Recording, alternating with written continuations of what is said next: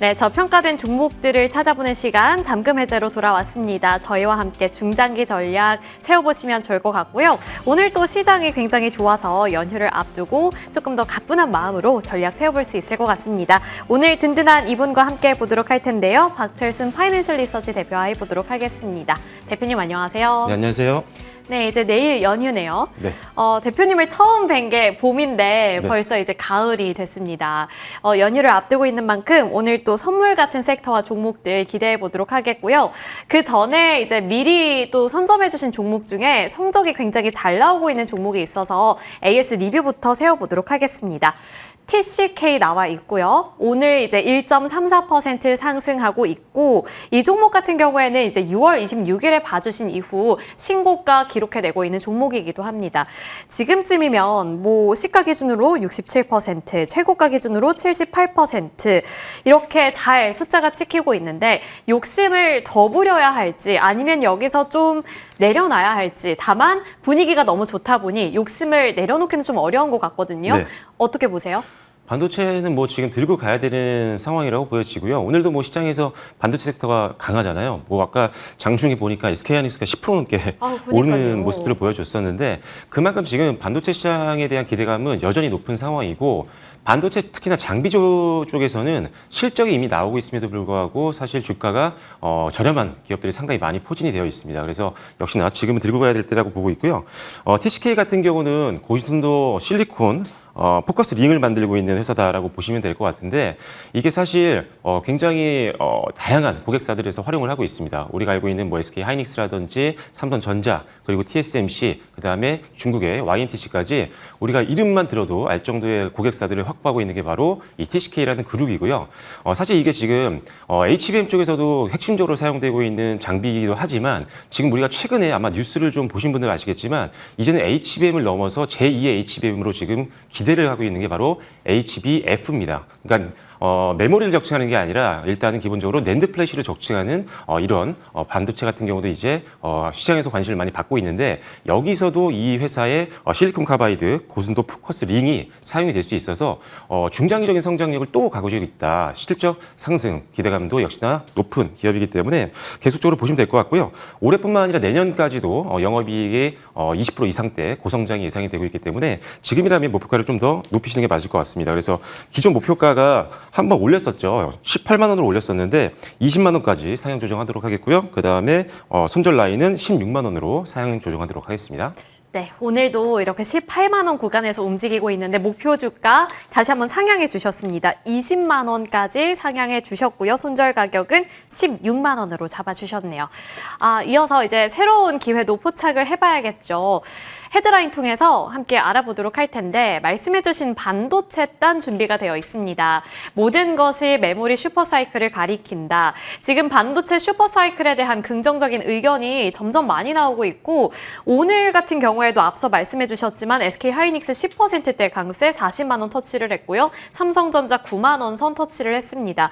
이렇다 보니 포모 현상 생기고 아직 나에게 기회를 줄 수 있을 만한 종목들이 남아있는지 궁금한데 좋은 건 알겠어요. 근데 네. 기회를 어떻게 찾아볼까요? 일단은 뭐 지금 반도체 쪽은 눈 감고 찍으면 안 되겠지만 그래도 굉장히 다른 섹터 대비했을 때 살만한 종목들이 많이 있습니다. 일단 기본적으로 수요는 굉장히 가파르게 늘어나고 있는 상태인데 공급은 제한적이다 보니까 가격 상승이 예상이 되고 있는 상황이고요. 일단 지금 올해 3분기 말 기준으로 봤을 때 디램 공급자들의 재고 수준을 봤더니 한 3.3주밖에 되지 않습니다. 예전에 2018년도에 반도체 슈퍼사이클이 있을 때도 사실 3에서 4주 정도였거든요. 그만큼 지금 재고가 굉장히 많이 없을 정도로 지금 엄청나게 수요가 늘고 있는 상황이라고 보시면 될 것 같고요. 그럼에도 불구하고 공급은 제한이 되어 있는 상황이다 보니까 가격 급등까지도 예상이 되고 있는 상황입니다. 실제로 최근에 이제 가격 흐름을 좀 보면요. 일단은 9월달 기준으로 봤을 때 DDR4 8GB의 가격이 한 6.35달러 기록하면서 연중 최고치를 기록을 했고요. 실질적으로 지금 지표를 봤을 때 반도체 가격이 그만큼 상승 흐름이 이어지고 있는 상황이고 실제로 여기에 맞춰서 지금 삼성전자와 SK하이닉스 같은 경우도 반도체 가격을 인상할 계획이기 때문에 여전히 반도체 업황에 대한 기대감은 높아지고 있다라고 보시면 될 것 같습니다.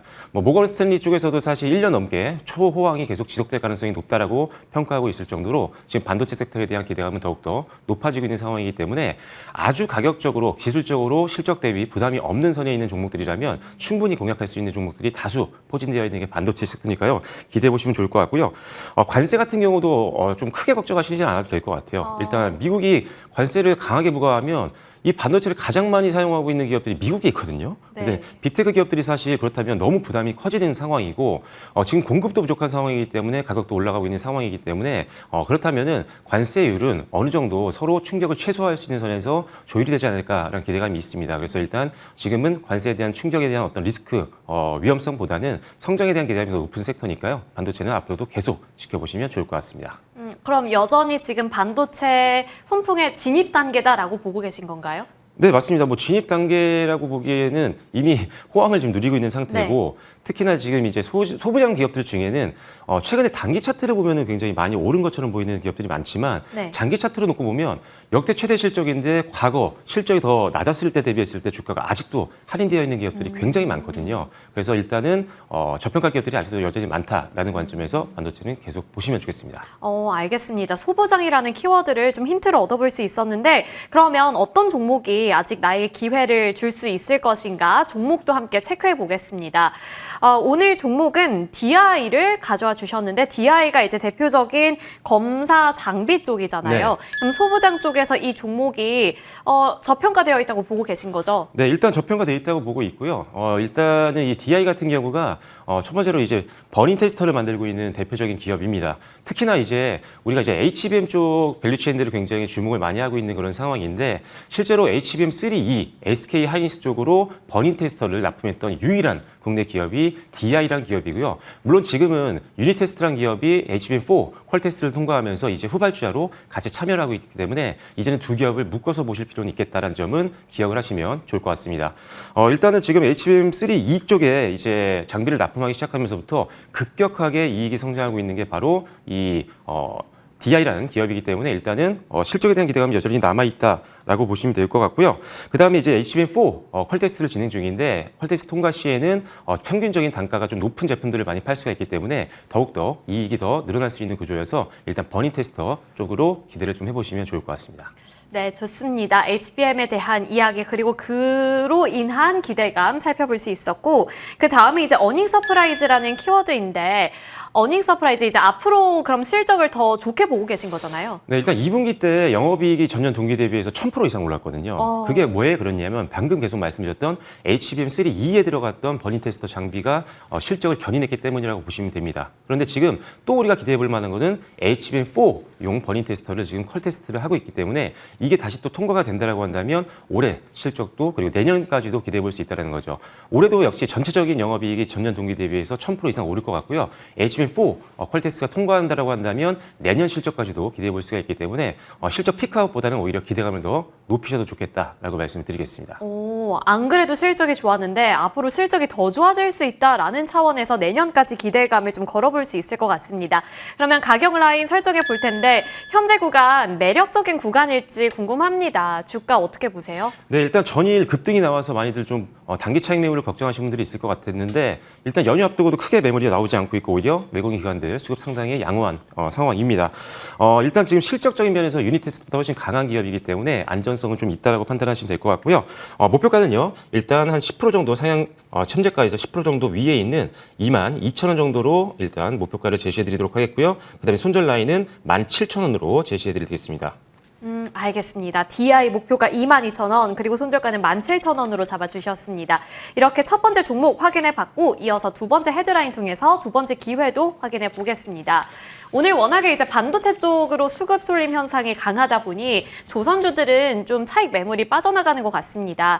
하지만 이제 미국에서 LNG선 그리고 뭐 FLNG선 이런 조선에 대한 니즈를 자꾸 피력을 하다 보니 아직 뭐 꺼지기에는 이른 거 아닌가 이런 생각도 들고 반도체가 너무 좋다 보니 이제 꺼지나 이런 생각 들거든요. 네. 둘 중에 어느 쪽에 좀 더 베팅을 하시나요? 조선과 반도체를 비교하는 아니요, 그게 아니라 이제 네. 조선주가 꺼진다, 안 네. 꺼진다. 일단 조선주는 뭐 더 가야죠. 지금 뭐 반도체처럼 지금 초호황을 누리고 있는 대표적인 섹터이기 때문에 조선주는 계속 봐야 된다라고 보고 있고요. 최근에 이제 다시 또 이번 주 들어서 강세를 좀 보여주고 있는데 그래도 일단은 최근에 조정받은 이후에 반등이 이제 시작되는 종목들이 꽤 많기 때문에 다시 한번 우리 주도주였던 조선주도 관심 있게 보셔야 될 것 같습니다. 일단 국내 조선사들 수주 호재가 계속적으로 나타나고 있습니다. 최근에 이제 하나오션 같은 경우는 대만 쪽으로 LNG 운반선에 대한 7척의 수주가 있었고요. 한국조선해양 같은 경우도 자회사를 통해서 계속적으로 1조 5천억 원 이상의 수주가 계속 이어지고 있는 상황. 그 이외에도 중소형주 단에서도 사실 뭐 현대힘스라든지 대한조선, K조선, HJ중공 같은 조선사들도 계속적으로 연이어서 수주 발표가 나오고 있는 상황이기 때문에 그만큼 지금 업황이 굉장히 좋다라고 보시면 될 것 같고요. 미국 같은 경우가 본격적으로 이제 LNG 프로젝트가 시작이 되고 있는 상황입니다. 대규모 LNG 프로젝트가 올해 한 5개 정도 추진이 될 걸로 예상하고 있는데 여기서만 지금 사실 LNG선이 80적 분량이 필요한 상황입니다. 그렇다면 중국을 배제하고 있는 상황에서는 우리나라 쪽 조선사로 수주가 들어올 가능성이 높다라고 볼 수가 있어서 일단은 LNG 프로젝트에 대한 대표적인 수혜를 볼 수 있는 게 우리나라 조선사들이다라고 보시면 될 것 같고요. 그리고 미국에서 지금 중국산 선박에 대해서 입항 수수료를 지금 이번 달부터 이제 부과를 하거든요. 이번 달부터요. 그렇게 되면 이제 중국 선박을 사용하기 좀 어려워지는 상황이기 때문에 여기에 따른 또 반사이익을 볼 수 있어서 일단 미국의 정책적인 수혜도 볼 수 있다는 게 조선업의 투자 포인트 중에 하나다라고 보시면 될 것 같습니다. 네, 아직 꺼지지 않았다에 한 표를 좀 던져주셨습니다. 그러면 이제 종목도 함께 찾아볼 텐데 종목명 체크해 보도록 할게요. 현대힘스 나와 있습니다.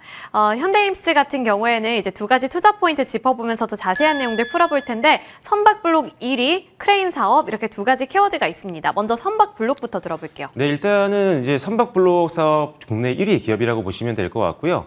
지금 미국 같은 경우가 사실 우리나라와 조선업 협업을 하고 있는 상황인데 한국 조선소에서 이 블록 형태로 배를 제작을 한 다음에 이거를 미국으로 옮겨서 미국 조선소에서 최종 조립을 하는 형태의 어떤 기대감을 굉장히 갖고 있는 상황이고 그렇다면 선박블록 쪽에서 1위 기업인 당연히 현대힘스 같은 경우는 최대 수혜를 볼 수 있는 상황이라고 보시면 될 것 같습니다. 그래서 일단 미국과 한국의 어떤 협력 관계 속에서 가장 큰 수혜를 볼 수 있는 게 바로 이 현대힘스다라고 보시면 될 것 같습니다. 좋습니다. 첫 번째 포인트 짚어봤고 두 번째 이제 크레인 사업도 조금 더 자세하게 들어볼게요. 네, 이제 크레인 사업도 이 회사가 영위를 하고 있는데 기자재를 납품한다라고 보시면 될 것 같고요. 올해 첫 매출이 드디어 광양항에서 나왔습니다. 그리고 우리나라 추가적으로 신규 항구들에서 또 크레인 수주가 나올 수 있기 때문에 수주 기대감 가지시면 좋을 것 같고요. 자, 미국과 유럽 같은 경우가 지금 항만 쪽에 있는 크레인들, 특히나 중국 크레인들을 계속적으로 없애고 있는 추세다 보니까 HT 현대 사모와 함께 더불어서 미국 쪽이라든지 유럽 쪽에서 크레인 사업 수주가 기대가 많이 되고 있는 상황입니다. 올해부터 본격적인 성장이 기대되고 있는 사업이기 때문에 앞서 말씀드렸던 선박 블록 사업과 더불어서 신성장 동력으로 이 크레인 사업도 한번 기대를 해보시면 좋을 것 같습니다. 네, 알겠습니다. 두 가지 투자 포인트 짚어봤고 이제 가격 라인 설정을 해볼 텐데 33,450원에서 고점을 찍고 조정을 좀 충분히 받은 것 같다라는 생각도 듭니다. 충분히 조정 거친 거 맞을까요? 네, 일단은 기본적으로 가격 부담은 좀 내려온 상태고요. 이번 주에 좀 반등이 나왔다가 오늘 조금 밀리는 모습입니다. 일단 오늘 이제 대량 블록딜 얘기가 좀 나왔기 때문에 주가가 좀 밀려서 출발을 했는데 다행히 이 회사가 유통 물량이 그렇게 많지 않았던 회사다 보니까 오히려 반대로 매물이 좀 나오면서 유통 주수가 늘면서 오히려 유동성이 확보됐다는 거는 오히려 긍정적으로 평가할 수 있을 것 같아요. 그래서 시장 같은 경우도 급락을 했다가 지금 윗꼬리를 길게 달고 반등이 나오고 있는 중이니까요. 일단 지금 현재가에서는 분할 매수 관점으로는 접근이 좀 가능하다라고 말씀드리겠고요. 가격 전략 말씀드리면요. 일단 전고점 저항 고려해서 32,000원으로 제시해드리겠고요. 손절 라인은 전저점보다 조금 아래로 잡아드리도록 하겠습니다. 23,000원으로 제시해드리도록 하겠습니다. 네, 분할 매수 관점이고요. 목표가는 32,000원, 리스크 주의 구간 23,000원으로 잡아주셨습니다. 오늘 이렇게 파이낸셜 리서치 박철순 대표님과 함께 봤습니다. 오늘 말씀 고맙습니다.